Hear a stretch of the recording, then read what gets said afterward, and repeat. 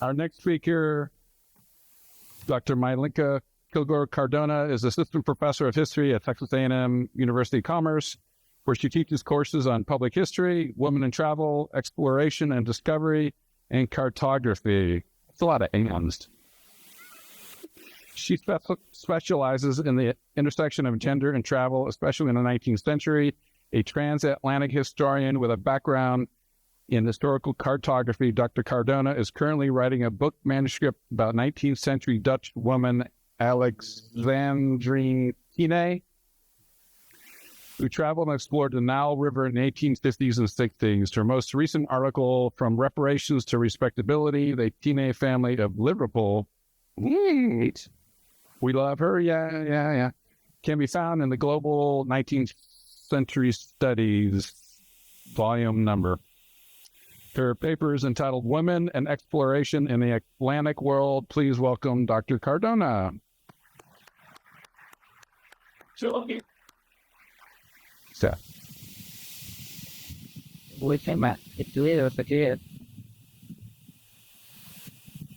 you for that kind introduction, Mark. I am so thrilled to be back in Austin at the Save Texas History Symposium. The last time I was here, I was actually an employee of the GLO. I was the map curator for the GLO. So I know how much organization stuff goes into an event like this. So thank you so much, Commissioner Buckingham, Mark Lambert, James Harkins, Carlos Verla, and the rest of the Texas General Land Office Division of Archives and Records for organizing this symposium and inviting me back, right, to Austin to be a part of the program. So I'm going to take us out of Texas because I don't research on Texas. What I'm going to do is keep us in the larger topic of cartographic frontiers. So my paper title is different. Those of you that go to conferences will know sometimes we put out a title and an abstract a year in advance, and then we write our paper, and it might be slightly different from what it says in the program. So I am going to be talking about the woman that I write about, Alexandrine Tine, a woman explorer in the Atlantic world.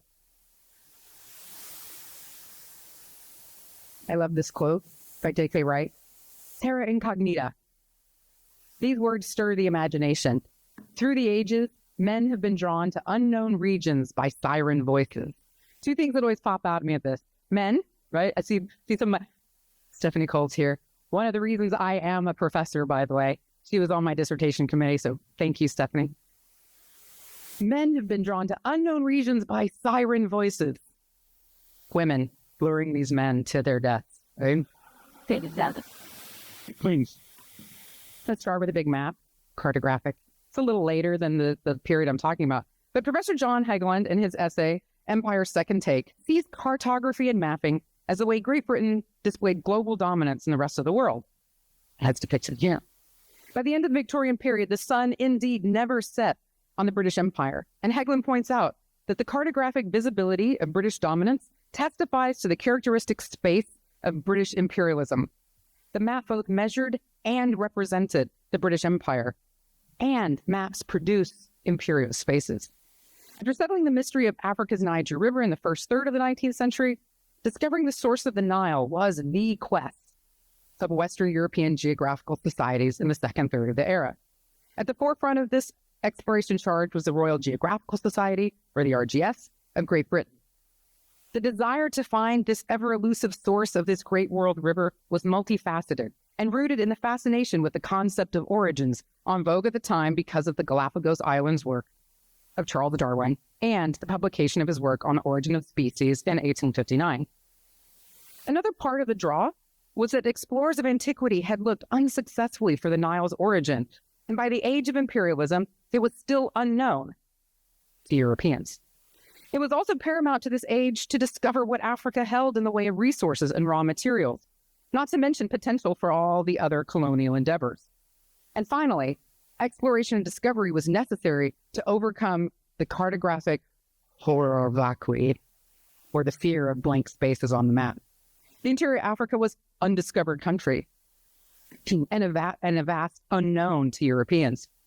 The RGS coordinated several exploring parties and expeditions to discover what was in the interior of Africa, and in turn, these explorers sent back a wealth of information, cartographic, ethnographic, botanical, scientific, to these London and other base societies to fill this vacuum of knowledge.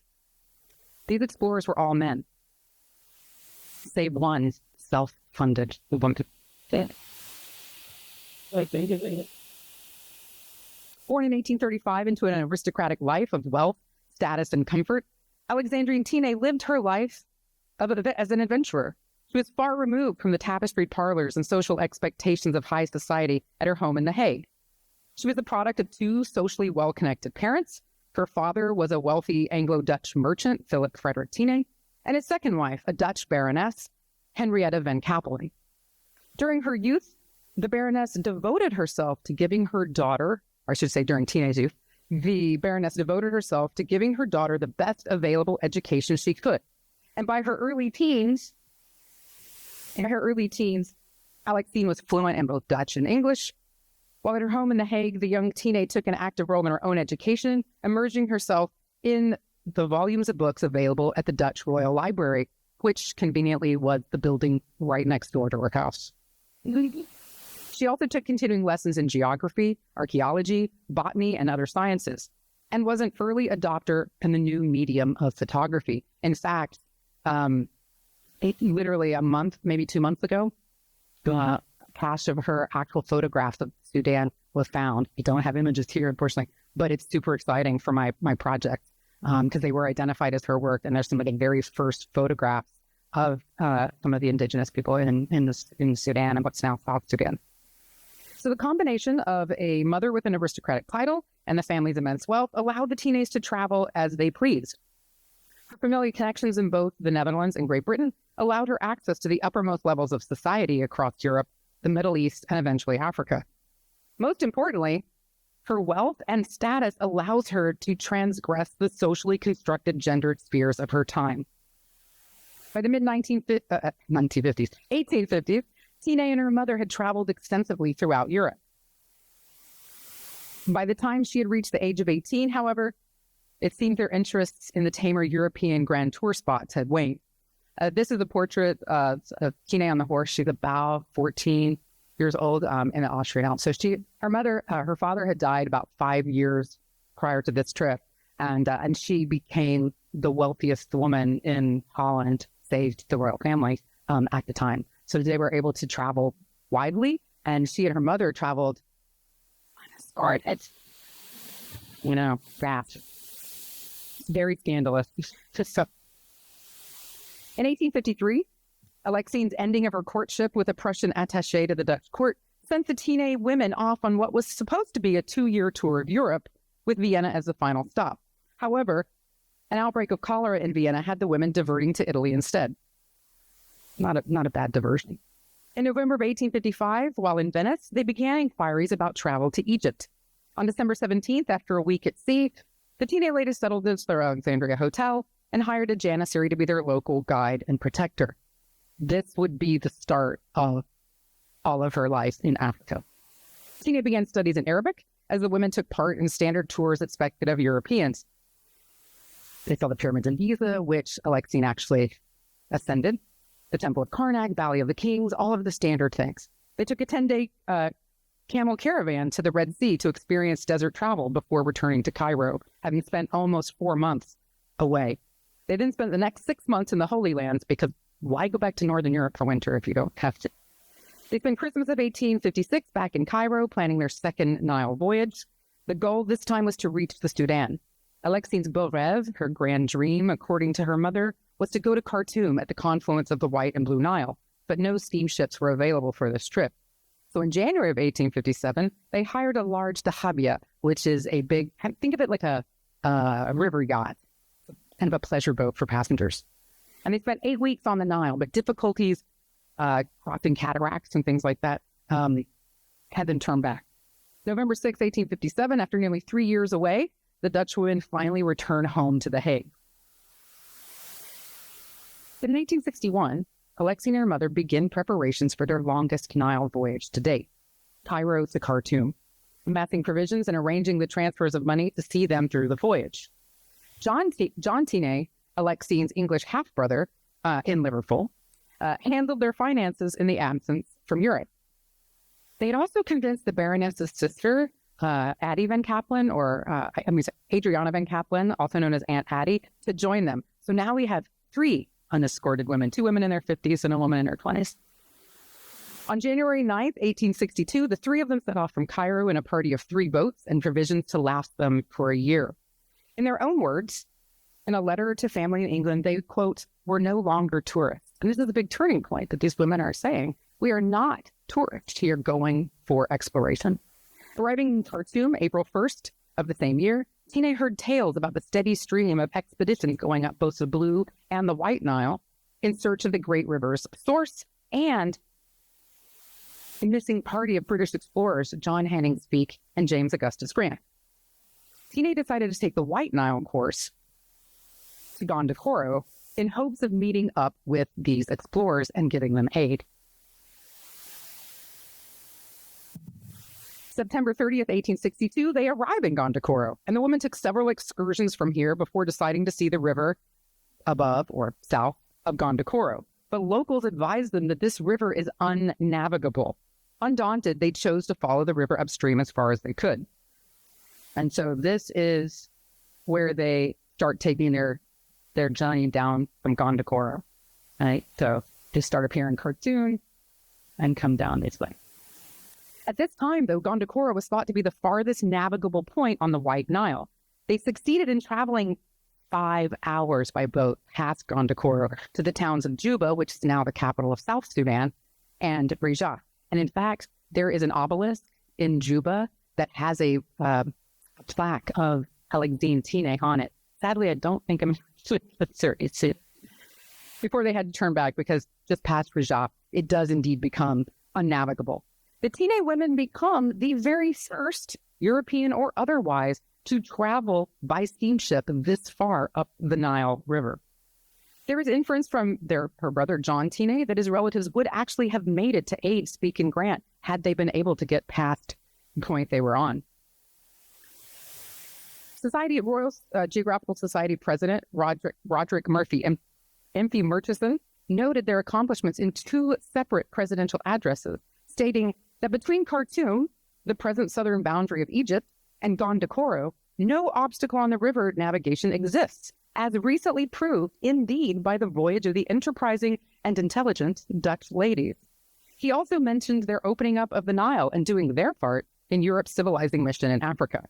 Quote, "Thus, every geographer desired to see this vast river, which, for a distance of 1,600 miles above the cataracts, has now, thanks to the Dutch ladies and Miss Tine, been proved to be open to steam navigation, rendered available in the improvement of the people and the advancement of civilization and commerce." There's probably at least 3,000 years of Egyptian history that will maybe combat the fact that civilization and commerce is just now happening in the 19th century. From November 1862 to February 1863, the Tines prepped for another expedition, quote, "of a far more formidable and important character: the exploration of the Bahr el Ghazal, a western tributary of the White Nile. With this expedition, Tine actively joins the pursuit of the great waterway's source and ultimately wanted to reach the highlands of Central Africa and perhaps even the equator. And Addie, tired of exploration, decided to stay in Khartoum and leave the exploring to her more adventurous sister and niece. In the minds of many explorers of her time, this expedition was more legitimate because for the first time, she had invited male scientists to go on this trip. In Khartoum, she met Theodor von Huygens, an explorer and ornithologist, and Dr. Hermann Steudner, a botanist. These German gentlemen were scientific explorers without an expedition, and more importantly, they were without any funding to raise any type of expedition on their own. And Alexandrine Tine had very, very, very deep pockets. Von Huygens reported new discoveries to the society from his time on this expedition. In a letter dated October 1863, he told the fellows of the RGS, "On the banks of the Kasanga River, we have discovered many, many isolated mountains and one rather considerable range lying to the west and northwest, and that the flora and fauna differ much from those of the White Nile." However, this trip was costly, not only in financial terms, but also personally. Though they penetrated into the areas west of the Nile, the party was beset with setback after setback. including bad weather, flooding, mutiny by their porters, extortion by Arab Zariba owners who charged them more than double for food and shelter because word of her immense wealth preceded her wherever she went. Dr. Stoidner perished of a fever in the early weeks of the voyage. Both of the Tiné's Dutch lady maids who did travel with them also died. Tiné and von Heugling both fell extremely ill, with Tiné nearly not surviving her fever. The hardest blow of all, though, was the death of the Baroness, effectively ending Tiné's will to explore the river further. She never did explore the Nile or its tributaries again. She never returned to the Hague. She lived the rest of her life in northern Africa, spending time in Egypt, Algeria, and Libya before taking up exploring again in an unsuccessful expedition in the Atlas Mountains, and before her final, spoiler alert, her final fatal expedition across the Sahara from the northeast to the southwest.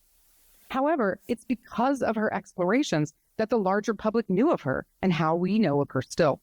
Her older half-brother John not only managed her finances while she was away, but also reported her expeditions and their subsequent findings to the Royal Geographical Society, of which he was a fellow. From early in her time on the Nile, Tiné was a topic of conversation at not only the RGS, but other geographical societies across Europe. The fellows were most interested in what she discovered and how it could benefit England's interests in Africa. Her few detractors, however, did not like that these women were partaking in exploration and discovery on their own, unescorted. It was also a sticking point with some of these men that she was immensely independently wealthy and did not require funding or society sponsorship. She did not have to write grants. Some believe that her actions outside of her ascribed gender role amounted to encroaching on their turf, literally. English explorer Samuel Baker, who is exactly what you think an explorer of Africa in this time period looks like, was also conducting explorations on the Upper Nile region, complained, "The White Nile is becoming quite the fashionable tour. There should be a public house built on the equator where travelers can stop it for a glass of beer." It seems Baker was rather upset that the Tiné's with their immense wealth were able to hire the very last available steamer out of Khartoum that he wanted. He says there are Dutch ladies traveling without any gentlemen. They are very rich and have hired the only steamer here for £1,000, which was a lot of money at the time. They must be demented. A young lady, alone with the Dinka tribe, they must be mad. All the natives are as naked as the day they were born. There's a lot of controversy about seeing two naked men when you're a young woman of Victorian sensibilities. Writing in his diary, January 2nd of 1863, Baker notes, "Said adieu to the charming Dutch ladies, the Baron de Kapland. They are going up the Bar el Ghazal. Dangerous climate for ladies to go through. The usual horrid, murky, uninteresting country without anything of common interest or beauty. What on earth can induce the Dutch ladies to visit the Nile another time?" He shows his distaste for the Tiné women traveling on the Nile in demonstrating his understanding of how they violated their roles. Women, in his mind, were open to only things of interest and beauty. Ironically, his own, not yet officially his wife, accompanied him on all of his explorations. Lady Baker is another story altogether. They weren't married until right before they returned to England. It was not just Baker who was upset. In a presentation to the Royal Geographical Society in London of June of 1863, famed explorer Captain John Hanning Speke, the discoverer of the source of the Nile earlier in 1863, mentioned, "Another remarkable fact is that Madame Tiné and her mother went up the river, satisfying their desire for geographical knowledge. I endeavored to persuade them to return and subsequently wrote them a letter, entreating them to give up their journey with what remains to be seen." Jeez. Revealing a bit about how it piqued this explorer to have a mere girl conducting explorations and receiving praise from fellows of the society, Speke said, "If the remaining branch of the White Nile is not explored by these parties, the women, why, I shall have to do the work myself. There's nothing of any material importance in this geographical point to be gained on the Bar el Ghazal." What Speke failed to reveal in his presentation to the society is that the letter he wrote to the teenage women was for Adriana Van Kaplan, Tina's aunt, written at Aunt Addie's insistence. Addie feared for the safety of the Baroness and her daughter. She felt if her relatives received a stern warning of the dangers of their voyages from a well-known explorer, they would return immediately to Khartoum. Of course, they did not. And aside, though, if this area is so useless to be explored, why was one of the most famous explorers of the time offering his services to do this toward the RGS if there's nothing of any material importance or geographical point to begin? Teenage's most influential supporter at the RGS? Yes, he also warned them, I should be sorry to see any ladies attempting an exploring journey when failure would be the inevitable result. They do have supporters, right? The most influential supporter at the society was its president, Roderick MP Murchison. He often spoke about the teenagers at meetings, and in his annual presidential address to the fellows, he mentions, right, that these adventurous ladies had explored farther to the westward of the Nile than probably any European. The fact that Murchison champions her is important. It establishes her as an explorer in the minds of men of science who determine such things. Murchison was a believer in the teenage women and what they were doing. And in April of 1863, he, quote, begged the fellows to return their best thanks to the ladies, for he was sure there were persons more entitled to be honorary members, no more entitled to be honorary members of the society than these adventurous ladies. Women were not members of the society at this point. He reiterated his desire for the society to acknowledge the teenage women for their African explorations by asking fellows again, a month after he asked them the first time, to recognize them, quote, with an honor and in a special manner by the Royal Geographical Society. The fellows voted it down. There wouldn't be a woman member until, I think, 1881. Alexei never returned to the Nile. After the death of her mother, in addition, upon returning to Khartoum, Tine loses Aunt Addie to a fever as well, and she and von Huyglin take a desert route from the Nile to the Red Sea for their returns to Cairo. And that's with the map of that, the voyage. In an August 1864 letter to another aunt in The Hague, she wrote, I am now at Barber waiting for camels, and then we will set off for Sawakin. I'm not wishing to travel again on the Nile, so full of souvenirs. The trip took 2 months to complete, as they not only had the remnants of the expedition to transport, but the coffined body of her mother, as well as all of her mother's belongings. Everyone else that died got left enough. It's expensive. This 250-mile journey overland, though, proved very productive in a geographical sense. Von Huyglin took measurements and charted their entire journey. In 1866, Petermann's Geographische Mitteilungen published the resulting map of the area with the route trace in red, labeled Botanische Expedition. This is so important to note that this map not only labeled it as an expedition, but named it as Tine's expedition. This is the most prominent geographical publication of the 19th century, and they are labeling her not only as an explorer, but the leader of expeditions. And I have now found another map that I'd never seen before, also computer maps, so it's just very exciting stuff. But because of these souvenirs on the Nile, she spent the years following her mother's death living in Cairo, sailing the Mediterranean on her yacht, and finally settling in Algiers before undertaking her final fatal journey into the Sahara. Because she was unusual, a wealthy, unmarried, and corseted, by the way, woman, she remained a curiosity, and her doings were reported in newspapers and magazines. August 1st, 1869, she is murdered in the Sahara Desert, and it's a whole story. You'll have to buy my book that I'm working on. But the news of her murder, this is a depiction in one of the weeklies that's just this way. This is Tine being cut down in the desert. It's a very, very graphic, right? Very interesting, right? So people who are worried about women unescorted in Africa.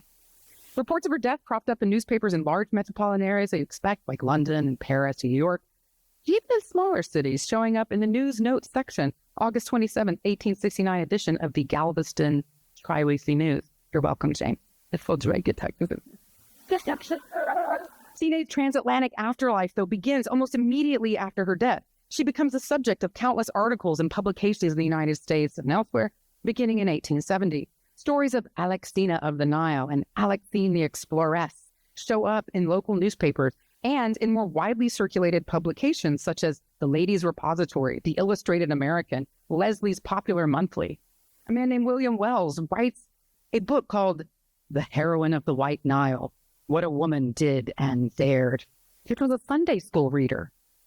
The majority of the stories tell this of a mythic, beautiful white Christian lady traveling through darkest Africa, bravely facing savages and slave traders alike to fill in the blank spaces on the map and to help the slave trade, only to be martyred at the hands of Arabs at the end of her tale. In this period after her death, she's placed in two very distinct categories: imperial mother and or dear woman. Proponents of differently oriented movements use her, or rather the perception of her, as an example of how a woman should or could be.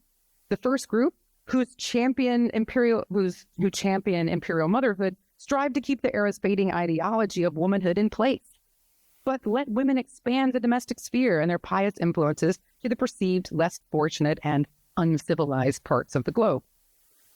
The latter group, and this is actually a self-portrait of Tina in, they refer to it as an Oriental costume, and because there were a lot of complaints that she'd gone native. But the latter group saw Tina as the first of their kind. She was an explorer, a proto-feminist, everything a woman could do on her own if she wanted to. To leave out the fact, though, that she's obscenely wealthy. But she was an explorer with no need for marriage, protection of a man, traditional family, a daring woman who traveled unprotected in savage lands, who led expeditions in wild and uncharted backcountries, and commanded the men who served under her as soldiers, as servants, as guides. This was really useful for the burgeoning feminist movement of the late 19th and early 20th centuries to have someone like this. She was a woman who exemplified all of the traits a quote-unquote modern new woman could have. She was a woman who exemplified all the traits that encapsulate the height of British exploration, discovery, imperialism, colonialism, while simultaneously exemplifying these transatlantic ideals of a new woman adventurer. But again, from the moment word of her assassination in the desert reached Liverpool, nearly 3 weeks after it happens, Tina becomes a figure of history. No longer among the living, no body to repatriate. It was never recovered. There's interesting stories out there about that. No grave to which her mourners could grieve. Tina becomes a figure of the imagination. Her murder made news around the globe, much in the fashion her exploration had. She becomes a fiction, a story to be told and retold over time, because she's no longer alive to counter the claims writers, including myself, make about her. The stories told about her life. Magazine writers, newspaper columnists, authors of Sunday school readers, and novelists were free to take liberties with her actual life and reinterpret it as they saw fit. However, Tina's history is on the rise. Hooray! Publications by Dutch scholar Robert Joost Willink about Tina and her mother have brought back to prominence in her native Netherlands. She's been the subject of at least 3 exhibitions at the Hague Historical Museum, one in 2011 as part of a celebration of Women of the Hague. In 2014, the Dutch Postal Service, PostNL, issued the first in a series of stamps honoring 1001 Dutch women of note. Tina is the very first stamp on the very first sheet featuring 6 women, and her stamp appears twice. My own work brings to light her explorations, her importance to the Royal Geographical Society, and the geographical discoveries made in Africa in the 19th century. And I hope my own work reestablishes her in the 21st century as the explorer on the cartographic frontiers she was credited with in her own time. Thank you. That's that.